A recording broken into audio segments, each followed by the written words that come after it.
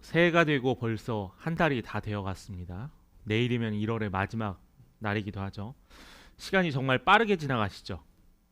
한 살 한 살 먹어가면은 시간이 더 빨리 지나간다는 말이 우리가 많이 들었었는데 젊었을 때는 그게 잘 실제로 안 와 닿았어요. 그런데 지금 돌아보니까 정말 저는 가만히 있는 것 같은데 주위의 시간들은 정말 급속하게 빠르게 지나가는 것 같습니다.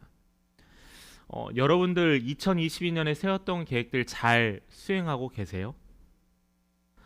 지난 한 달간의 여러분들의 시간표를 돌아봤을 때 여러분들 스스로 점수를 준다면 몇 점이나 주고 싶으십니까?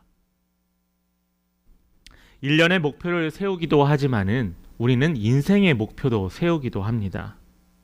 여러분들이 이루고 싶은 것들, 해보고 싶은 것들 여러분들 다 정하시고 또 그것을 위해서 열심히 있는 자리에서 달려나가실 거라고 생각을 해요.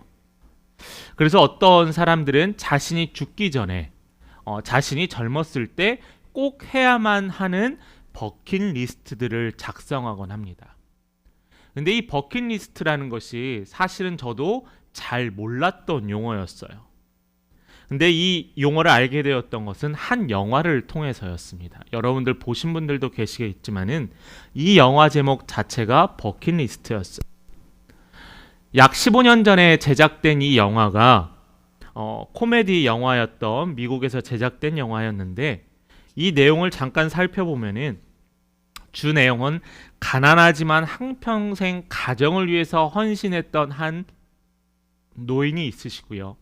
또 엄청난 부자이지만 가정과는 서로 불화가 있었던 부자가 있었습니다. 이 두 사람이 걸어왔던 길, 이 두 사람이 처했던 상황은 너무나 달랐지만은 그들은 지금 어디에 있냐면은 바로 병실에 있어요. 둘 다 죽을 날을 얼마 남기지 않은 선고를 받고 병실에서 죽을 날을 세어가고 있었습니다. 그런데 이 두 사람이 병원에 있으면서 서로 가치관은 달랐지만은 공통점이 있었다는 게 바로 죽음을 위해서 기다리고 있었다라는 거예요. 그런데 이 두 사람이 자신들이 죽음을 기다리지 말고 내가 평생에 이루지 못하고 해보지 못했던 것들을 하나씩 해보자면서 둘이 의기투합을 하며 하나씩 경험해 가는 게 이 영화의 주된 내용입니다.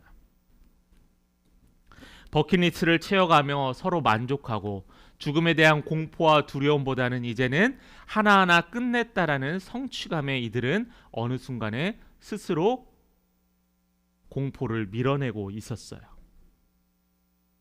저는 이 영화를 보면서 이 두 주인공이 참으로 부러웠습니다. 죽음이 부러웠다는 게 아니라 그들이 원했던 것을 하나씩 해결해 나가는 게 부러웠다라는 거예요.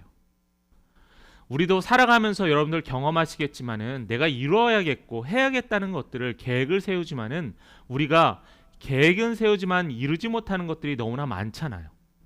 이루지 못하는 것들 가운데서 이유는 다양하겠지만은 어떻게 해야 될지 모르는 방법적인 문제도 있고요. 또한 나의 상황 때문에 돈이나 또한 여유의 시간이 없어서 못 해가는 것들도 너무나 많습니다. 그래서 어떤 분들은 내가 나중에 빨리 은퇴해서 시골에 조용한 별장을 짓고 편안하게 살았으면 좋겠다라고 생각을 하지만은 지금 현실은 각박한 세상 가운데 경쟁에서 이겨야만 살아남아야만 하는 시대이라는 거죠.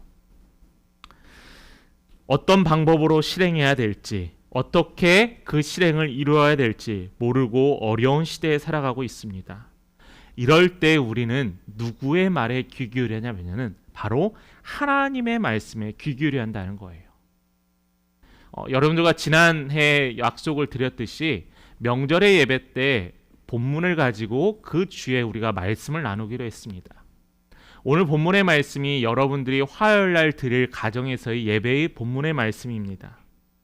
여러분 이 본문의 말씀, 새해에서 각 가정에서 드리는 이 예배의 말씀을 가지고 2022년 비록 한 달이 지났지만은 기도와 말씀으로 세워나가는 믿음의 가정이 되기를 간절히 바랍니다. 그래서 나의 목표가 아닌 하나님이 나를 통해서 우리 가정을 통해서 우리 교회를 통해서 이루실 것들을 하나씩 지어나가며 감사하는 우리 귀한 성도님들의 가정이 되기를 간절히 소망합니다. 첫 번째로 우리가 여호와를 기뻐하기 위해서 첫 번째로 여호와를 신뢰하는 성도가 되어야 돼요. 여호와를 신뢰하는 성도. 코로나가 이제 다음 주 되면 2만 명의 숫자가 넘겠죠. 2020년 1월부터 시작된 이 코로나가 이제 2년여의 시간이 지나갔습니다. 너무나 확진이 되고 전 세계적으로 어려움을 겪고 있어요. 지난주에 제가 페루 선교사님과 또 말레이시아에서 12년간 선교사님 사역을 했던 두 분을 만났었는데, 이 두 분의 공통적인 이야기가 뭐냐면은 정말 한국은 감사하다라는 거예요. 그 나라들은 무조건 확진자가 생기면 도시를 완전히 다 막아버린다는 거예요. 왜냐하면은 의료에 체계도 없고 관리할 능력이 없기 때문이에요. 전 세계적으로 겪는 어려움, 모두 다 셧다운을 하고 고립을 하지만은 이 고립이라는 것이 내가 선택한 고립이 아니라 어쩔 수 없는 타의적인 고립이었습니다. 그런데 이 타의적인 고립으로 말미암아 우리 사회, 한국 사회, 셧다운을 완전히 하지 않은 이 한국 사회에서도 무려 우울증 환자가 5배가 늘어났대요. 근데 이 5배가 늘어난 비율 가운데 젊은 층의 비율이 노년층보다 더 빠르게 성장했다는 겁니다. 그래서 이 우울증 증상이 심각하여서 이제는 치료를 받고 도움을 요청하는 사람들이 기하급수적으로 늘어나고 있다는 거예요. 그런데 이 대상이 코로나에 걸린 확진자만이 아니라 또한 셧다운이나 거리두기를 통해서 스트레스를 받고 있는 사람들만이 아니라 또한 이를 치료하는 의료진만이 아니라 모든 우리 사회 구성원들에게 주어지는 부담감과 압박감이라는 거예요. 오늘 시편 본문의 말씀을 함께 같이 읽어봤으면 좋겠습니다. 4절 말씀입니다. 하나님께서 주신 말씀이라 생각하시면서 우리 함께 같이 봉독하겠습니다. 또 여호와를 기뻐하라. 그가 내 마음의 소원을 내게 이루어 주시리라. 코로나로 인해서 고통을 겪고 있고 우울함을 겪고 있는 우리의 세대, 우리의 시간들, 하나님께서 뭐라고 하셨냐면은 여호와를 기뻐하라는 거예요. 하나님, 내가 이렇게 어려운데 어떻게 하나님을 기뻐할 수 있겠습니까? 하는데 하나님께서는 다윗에게 또한 오늘을 살고 있는 우리에게 여호와를 기뻐하라라고 하는 거예요. 본문의 배경을 한번 살펴볼까요? 다윗이 기뻐할 수 있었던 상황이었을까? 37편 1절의 말씀을 제가 읽어보겠습니다. 악을 행하는 자들 때문에 불평하지 말며 불의를 행하는 자들을 시기하지 말지어다. 자, 다윗이 기뻐하라고 했던 하나님의 명령을 받았던 이 당시의 배경이 뭐였냐면은 악을 행하는 자들이 있었다라는 거예요. 그런데 악을 행하는 자들 때는 뭐 했다고요? 불평했대요. 히브리 원어를 보면 이 불평하다의 뜻 가운데서 뭐가 있냐면 속에서 불이 나다라는 표현이 있거든요. 그러니까 우리가 예전에 할머니들 보면은 화병이 났다라고 이야기하잖아요. 어떠한 특별한 원인이 없이 마음속에 늘 불이 차 있고 화가 나 있고 답답함이 있어요. 이게 화병이라고 하는데, 악을 행하는 자들 때문에 다윗이 또한 믿는 자들이 화병이 났다라는 거예요. 또한 그 이후의 말씀에 보면은 불의를 행하는 자들을 시기하지 말라라고 했습니다. 시기란 뭐죠? 내가 갖고 있지 못한 것이 다른 누가 갖고 있으면 부러워한다라는 거예요. 자, 그러면 이 1절의 말씀을 통해서 우리가 배경을 살펴보면은 무엇 때문에 내 마음에 화병이 생겼냐면은 바로 악인이 잘 되고 있는 거예요.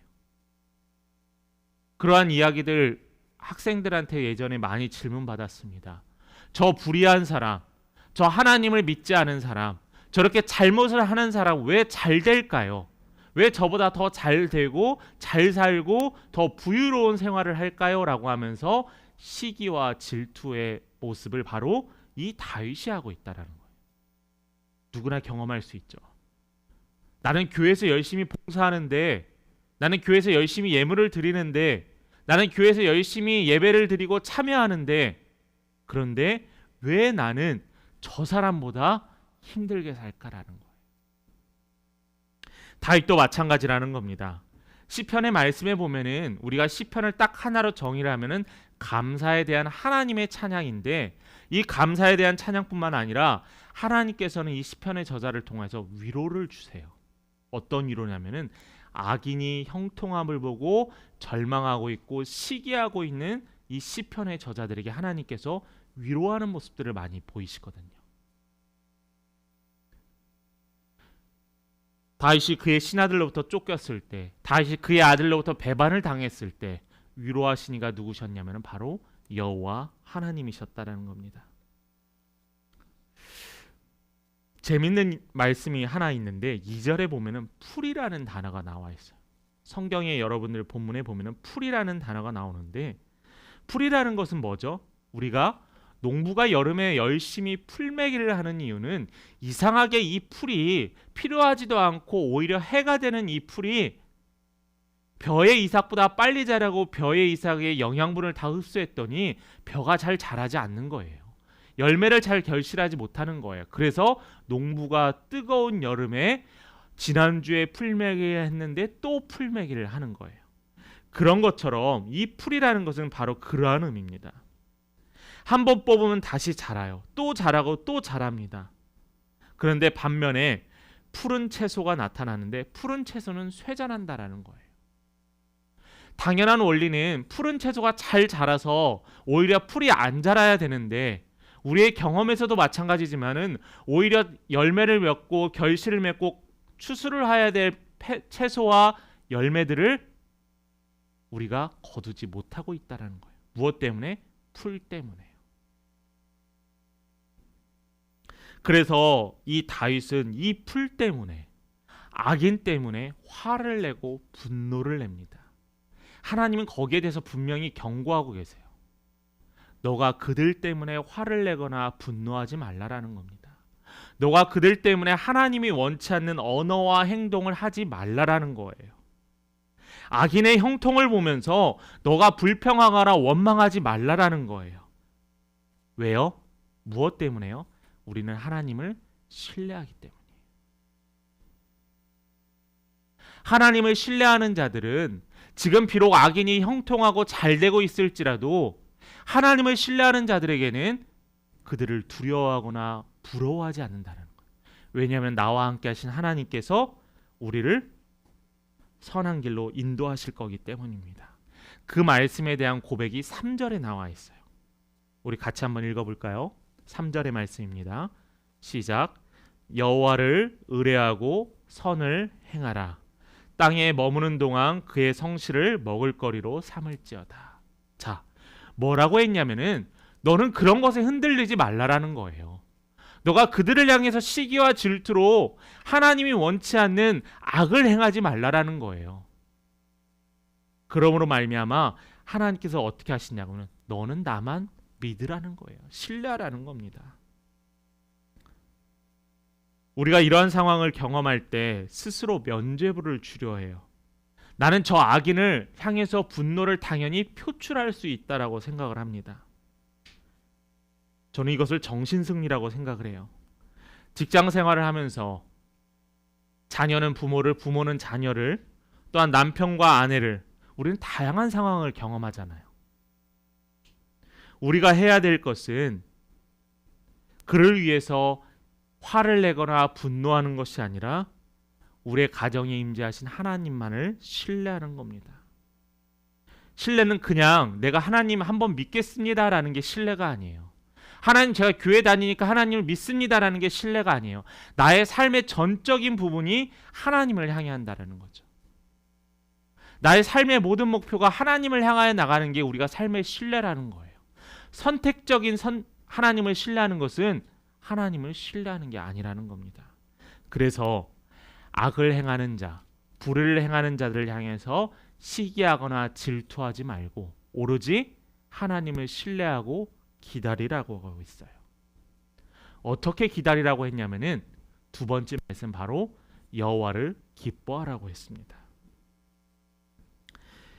하나님께서 우리에게 선물을 주셨는데요. 그 선물이 뭐냐면은 여호와를 신뢰하는 자에게는 기쁨을 주신다라는 겁니다. 기쁨을 주신다고 너가 기쁨을 받을래가 아니라 이 기쁨을 누리라라고 하나님께서 명령하셨어요. 우리 말씀을 두 개 한번 같이 읽어보았으면 좋겠습니다. 빌립보서 4장 4절의 말씀입니다. 함께 봉독합니다. 주 안에서 항상 기뻐하라. 내가 다시 말하노니 기뻐하라. 말씀 하나 더 읽겠습니다. 5장 16절부터 데살로니가 18절 말씀입니다. 시작. 항상 기뻐하라. 쉬지 말고 기도하라. 이는 너희를 향하신 하나님의 뜻이니라. 자, 이 두 말씀에 공통적으로 말씀하시는 게 뭐냐면은 기뻐하라라는 거잖아요. 여러분, 호탕하게 웃은 적 있으세요? 최근에? 아니면 여러분 살짝의 미소를 자주 비치고 계십니까? 근데 우리가 되돌아보면 막 그렇게 박장대소 하면서 늘 웃고 있는 건 아닌 것 같아요. 아침에 출근하는 사람들의 모습을 보거나 퇴근하는 사람들의 모습을 보거나 참 얼굴이 어둡다라는 생각을 합니다. 비교하면 아이들은 해맑아요. 저희 교회 건물에 보면 학원이 많은데요. 아이들이 학원 갈 때 얼마나 신나게 오는지 모르겠어요. 저는 이유를 모르겠어요. 공부하러 가는데 뭐가 그리 신나는지. 뛰어가고 웃고 떠들고 난리가 납니다. 학원 버스에서 내리면서 학원 선생님과 웃으면서 가요. 물론 학원 선생님의 얼굴은 그리 행복해 보이진 않습니다. 자, 여러분, 하나님께서 말씀하시는 것이 5장 데살로니가전 5장 18절에 뭐냐면은 너희를 향하신 하나님의 뜻이라고 했어요. 뭐가요? 기뻐하고 기도하는 것이요.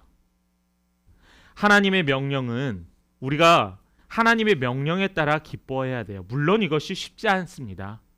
고난이 있으면 우린 감사와 기쁨보다는 오히려 원망이 앞서는 거죠. 물론 좋은 일이 생기면 기뻐할 수 있지만은 삶에 안 좋은 일들을 경험하는 우리는 바로 원망하기 시작해요. 상대방을 원망하거나요. 하나님도 원망합니다. 그렇다면은 문제가 뭐냐면은 이 기쁨을 어디서부터 찾는다라는 거죠. 우리가 이렇게 원망하는 기쁨을 세상의 것에 기쁨의 대상을 삼았기 때문이에요.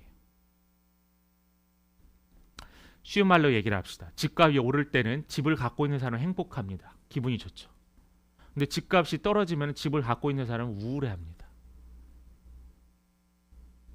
뭐의 목적이 있죠? 바로 집이라는 것의 목적이 있기 때문이에요. 목회를 하면서 저도 마찬가지인 것 같아요. 성도의 숫자가 한 명 한 명 늘어나는 것에 목적을 삼으면요, 저는 우울에 빠져요. 작은 교회 목사님을 다 목회하지 말아야 돼요. 그런데 무엇에 기쁨이 있냐면은 하나님께서 성도 한 명 한 명을 통해서 변화해가는 과정을 보면서 기쁨을 누리게 된다면은 우리 삶은 바뀌게 돼요. 저는 자신 있게 이야기할 수 있는 것은 1년 전에 우리 성도님들의 모습과 지금의 성도님들의 모습은 분명히 바뀌어져 가고 있다는 거예요. 그리고 더 기쁨이 되는 것은 우리는 아직 end가 아니라 ing 중이라는 거죠. 이스라엘 백성들은 환경에 따라 기쁨의 정도가 변했습니다. 출애굽 당시 노예 생활에 해방되면서 그들은 얼마나 기뻐했을까요? 그러나 3일 후에 홍해 앞에서 그들은 절망하고 원망했습니다. 그들은 홍해를 건너고 나서 얼마나 행복했을까요? 그러나 며칠 뒤에 우물이 없어서 원망하기 시작했습니다. 하나님께서 그들의 원망을 들으시고 먹을 것을 주셨을 때 그들은 얼마나 기뻐했나요? 그러나 똑같은 메뉴를 준다고 하나님께 원망했습니다.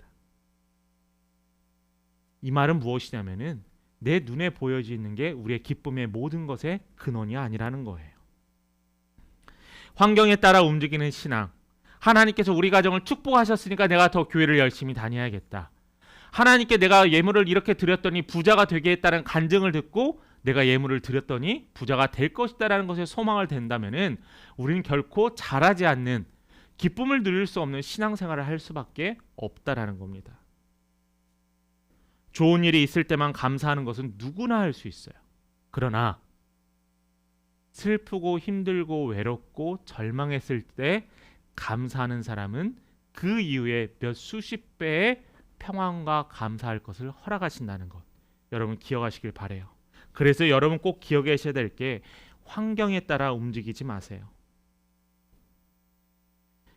쾌락의 수레바퀴라는 글이 있습니다. 저도 말씀을 준비하면서 좀 찾아봤던 글이었는데 실제로 부유해지는 만큼 적어도 이런 집과 이런 차를 가져야 되는 욕심과 기대치가 있습니다. 물론 저도 마찬가지고요. 그래서 이것이 점점 커가면서 부에 대한 만족감이 늘어난다고 합니다. 그런데 어느 순간이 되면은 그 만족감이 계속 정체되어 가고 있다는 거죠. 그게 바로 쾌락의 수레바퀴입니다.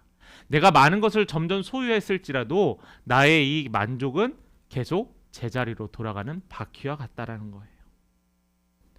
생존에 있어 필요한 수준의 부는 사람들의 행복 수준에 아주 절대적인 영향을 합니다. 여러분들에게 굶어 죽고 정말 며칠간 굶었는데 여러분들에게 행복해야 하라? 차마 그 말은 못하겠어요. 그렇지만은 어느 정도 수준에 대해서 만족하고 자족하는 삶이 필요하다는 겁니다. 바울을 볼까요? 바울은 집도 없고 아무것도 없었습니다.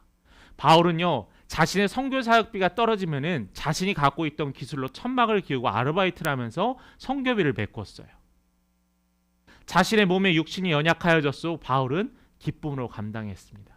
그 이유가 뭐냐면 바로 하나님을 신뢰했기 때문이에요. 하나님과 함께하는 기쁨, 우리가 소유가 하나님과 함께하는 기쁨이 비례되지 않습니다. 여러분, 저는 여러분들에게 확실하게 약속할 수 있어요. 예수를 믿으면 기쁨이 넘칩니다. 그러나 연단이 필요로 고난도 함께할 수 있습니다. 그러나 이 연단과 고난 이후에는 하나님의 나라가 여러분들에게 선물로 주어질 거라는 거예요. 우리에겐 소망이 있잖아요. 이 땅에서의 소망뿐만 아니라 하늘나라에서 주시는 천국에 대한 소망을 저희가 품고 있습니다. 쉽게 얘기할까요? 죽으면 천국 간다라는 거예요. 예수 잘 믿으면 이 땅에서 천국을 누릴 수 있다라는 겁니다. 그러므로 하나님을 신뢰하며 의지하는 자에게는 여호와를 더 기뻐할 수 있는 근원의 힘이 되기 때문이에요. 소원을 이루어 주시기 때문에 하나님을 기뻐하는 것이 아니라 하나님을 기쁘게 여길 때 우리 마음의 소원을 이루어 주신다는 것. 여러분, 무엇이 먼저인지 분명히 잊지 않으시길 바랍니다. 한 가지 더 확실한 기쁨에 대해서 이야기를 할까요? 하나님께서 우리를 자녀 삼아 주셨다는 거예요. 수많은 사람들 가운데 우리를 자녀 삼아 주시고 이 자녀 삼을 통하여서 우리는 하나님을 아버지라 부를 수 있게 되었습니다.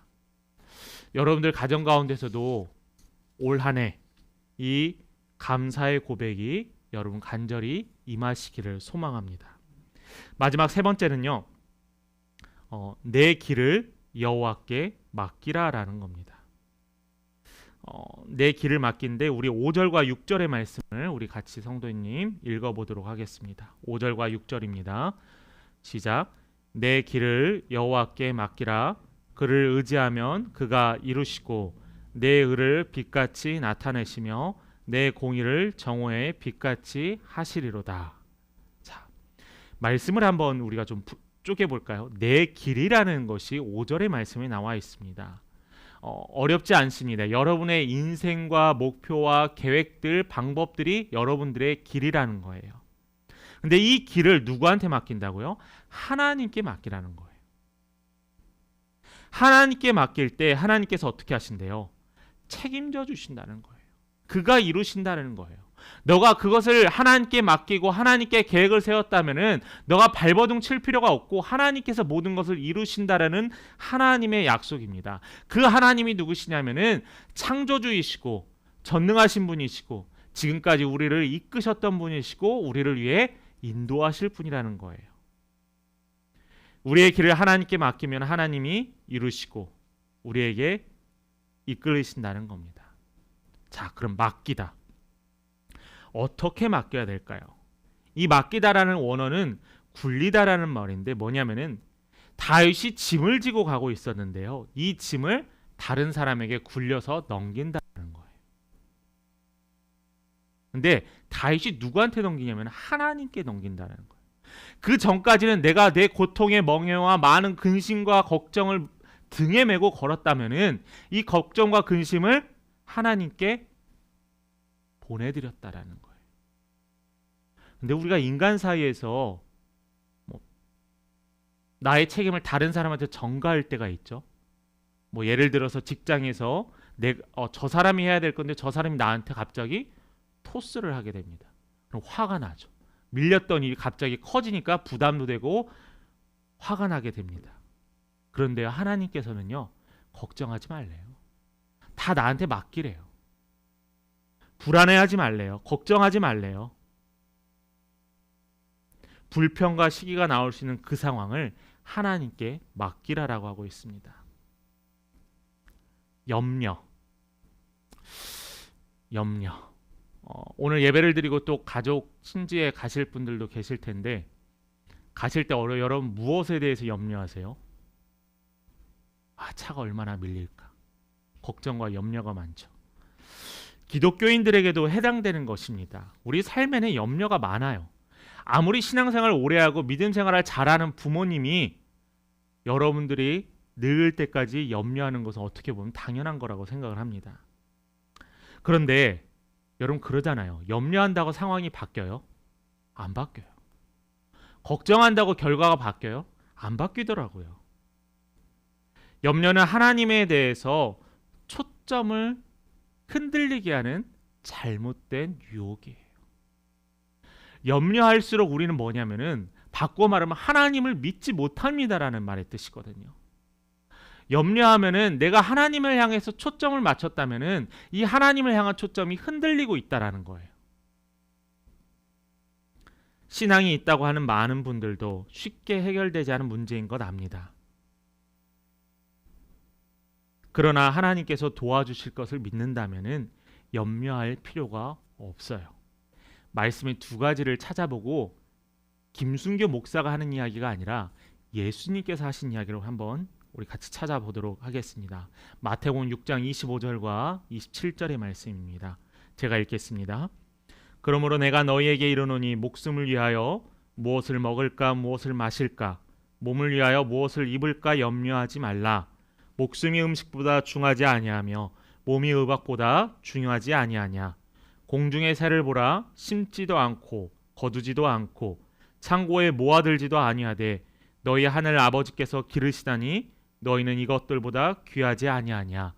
너희 중에 누가 염려함으로 그 키를 한 자라도 더할 수 있겠느냐. 여러분 많이 들어왔던 말씀이잖아요. 염려하지 말래요.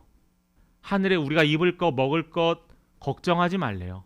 이것보다 더 큰 것을 책임져 주시는 하나님께서 우리의 염려를 거두어 가신다라고 했습니다. 베드로전서에서 보면은 베드로도 동일한 이야기를 해요. 간단한 말씀이라 우리 함께 봉독하도록 하겠습니다. 같이 읽겠습니다. 너희 염려를 다 주께 맡기라. 이는 그가 너희를 돌보심이라. 돌본대요. 하나님께서요. 아이가 걸음마 걷기 시작할 때 부모가 어떻게 하죠? 부모는 항상 허리를 숙이면서 아이가 어디 잘못된 길을 갈까 계속 쫓아다닙니다. 그래서 아이가 부모가 힘들고 허리도 구부리고 해야 되게 힘들어서 이제는 뭐가 나왔죠? 제가 그것을 보고 상당히 맨 처음에 되게 웃겼었는데 아이가 가방을 메고 기다란 줄로 아이를 끌고 다니는 모습들을 많이 봐요. 부모의 품에서 벗어나지 않게. 염려하잖아요. 그런데 그 줄이 있고 부모가 아무리 따라다녀도 아이는 다칠 때가 있더라고요. 여러분 그런데요. 하나님께서는 또 오늘 본문의 시편에서는 다윗은 단순하게 말해요. 하나님을 의지하면 모든 것을 이루신다는 거예요. 우리가 그렇게 하신 말씀에 우리는 어떻게 해야 되면 하나님 당신의 뜻에 따르겠습니다라고 고백할 때 우리가 이 고백을 하고 이 고백에 우리가 따라 살아가야만 합니다. 비록 우리가 이렇게 고백한다 할지라도 즉시 상황이 안 바뀌어질 수 있어요. 그러나 신뢰하고 고백한다면은 하나님께서 우리에게 무엇이라고 하면 잠잠히 기다리라라고 약속하셨거든요. 이루시는 하나님, 여러분들의 길을, 우리의 길을 하나님께 맡기셨으면 좋겠습니다. 말씀을 마무리합니다. 목회자들과 성도들과 대화할 때 제가 항상 묻는 말이 있습니다. 여러분들도 마찬가지겠죠. 어떻게 지내세요? 라고 묻습니다. 여러분 어떻게 지내시나요? 아니면은 여러분 이제는 어떻게 지내실 건가요? 행복한 가정, 또한 신앙의 생활, 또한 교회 생활, 우리의 교회 성도님들과 가족들 모두 다 기쁜 한 해가 되기를 기도합니다. 항상 하나님이 주신 이 기쁨, 또한 약속하신 이 말씀을 붙잡고 살아감으로 말미암아 여러분들의 삶의 신앙의 고백과 찬양의 기쁨이 늘 임재하길 간절히 소망하겠습니다. 때로는 이 기쁨이 항상 지속되지 않을 수도 있어요. 마음이 휘청거리거나 걱정하거나 넘어질 수도 있어요. 답답해질 수도 있습니다. 그렇지만은 신뢰하는 하나님에게 더 가까이 가시는 우리 성도님들 되시길 바랍니다. 2022년 이 약속의 말씀을 받고 오직 여호와를 신뢰하고 여호와께서 주시는 기쁨을 맛보며 하나님과 동행하시기 바랍니다. 이 동행을 통하여 믿음의 선한 싸움에서 승리하시는 우리 성도님들, 가정 또한 삶의 터전되기를 예수님의 이름으로 간절히 축원합니다.